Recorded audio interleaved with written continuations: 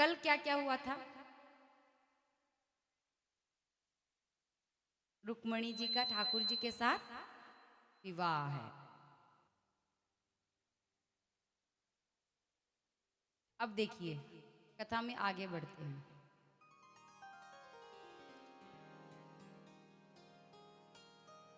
यहाँ पर एक बार सुखदेव जी बताते हैं कि सरस्वती तट के पास में ऋषि यज्ञ कर रहे थे। बहुत सारे ऋषि थे वहां पर। ऋषि भृगु जी भी थे। तो भृगु जी वहां पधारे तो सभी ऋषियों ने उनका खूब आदर सत्कार कर कर स्वागत किया। तो सब ऋषि बोलते हैं कि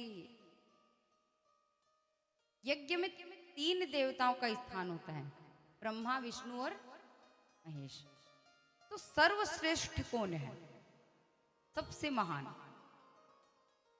तो पहले कथा सुनो। तो बोले कि सर्वश्रेष्ठ वो होता है जो अभिमान ना करे और धैर्यवान हो। क्या हो?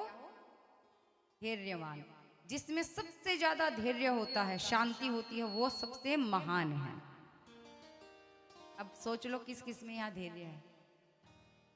किसी में नहीं, तो हम सब महान नहीं हैं। तो भृगु जी बोलते हैं कि तो कैसे पता लगाएं कि तीनों देवताओं में सर्वश्रेष्ठ कौन है, सबसे ज्यादा धैर्यवान और शांति प्रिय कौन है? तो बोले कि परीक्षा लेते हैं। तो वर्णन आता है कि भृगु जी पहले परीक्षा लेते हैं ब्रह्मा जी की। ठीक है, संतों को तो भगवान से भी ऊपर का दर्जा दिया गया है। तो संत प्रभु की भी परीक्षा लेते हैं कि सर्वश्रेष्ठ देवता कौन से हैं, मतलब धैर्य किसके पास है। तो वर्णन है कि ब्रह्मा जी सभा में बैठे थे, तो वहीं पर अचानक भृगु जी पधारते हैं। पधारकर परीक्षा लेने के लिए ब्रह्मा जी को ऋषि ने प्रणाम नहीं किया, अनदेखा कर दिया। अनदेखा कर दिया तो ब्रह्मा जी को यह बात अच्छी नहीं लगी और वो भयंकर क्रोधित हुए। तब भृगु जी मन में विचार कर लेते हैं कि ये तो इतनी सी बात पर क्रोधित हो गए, तो ये धैर्यवान नहीं है। इसके बाद महादेव जी की परीक्षा लेने के लिए गए। तो कैलाश पर्वत पर महादेव जी और मैया बैठे हुए हैं और भृगु जी आए। प्रणाम तो किया, परंतु वैसे नहीं जैसे हम आदर सत्कार के साथ करते हैं।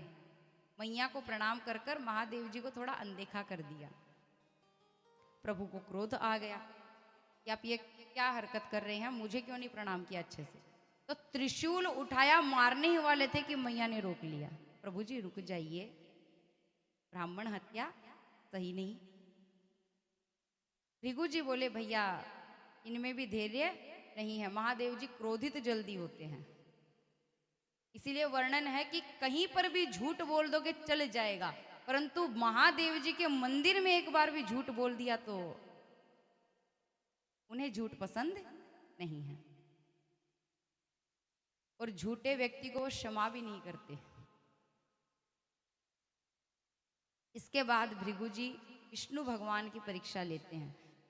तो विष्णु भगवान लेटे हुए हैं योग निद्रा में और मां लक्ष्मी उनके चरण दबा रही है, चरण सेवा कर रही है। तो भृगु जी अचानक पधारे। तो भगवान विष्णु जी का भृगु जी पर ध्यान नहीं गया कि ऋषि आ गए हैं। तो भृगु जी परीक्षा लेने के लिए भगवान के हृदय पर जोर से लात मारते हैं। जैसे ही लात लगी भगवान की आंखें खुली और देखिए विष्णु भगवान ने फिर क्या किया। हाथ में भृगु जी के चरण लेते हैं और कहते हैं कि महाराज मेरा हृदय तो कठोर है, आपके चरण बड़े बड़े नाजुक हैं, आपको लगी तो नहीं? तो चरण पखारते हैं। तब भृगु जी कहते हैं कि सर्वश्रेष्ठ कौन? विष्णु भगवान। क्यों? क्योंकि भक्तों के बारे में यदि कोई इतनी चिंता करे तो वो केवल विष्णु भगवान है, सबसे धैर्यवान, सबसे शीतल स्वभाव वाले। इसके बाद परीक्षित जी पूछते हैं सुखदेव जी से,